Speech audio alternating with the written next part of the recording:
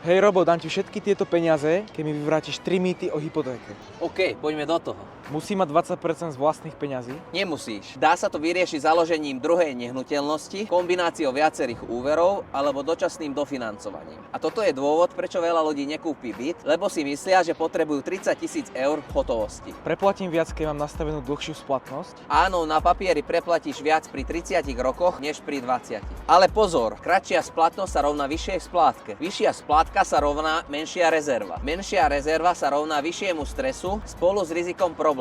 Ale keď si dáš 30-ročnú splatnosť, tak platíš nižšiu povinnú splátku a zvyšný rozdiel môžeš investovať. A takisto môžeš robiť mimoriadne splátky. Čiže splatnosť nie je pasca, ale flexibilita. Je hypotéka zlé zadlženie? Nie je. Zlé je spotrebné zadlženie. Ako napríklad auto na leasing, to je pasívu. Ale byt na hypotéku je aktívu. Hypotékou si buduješ majetok a chráni sa pred infláciou. OK, tu máš peniaze.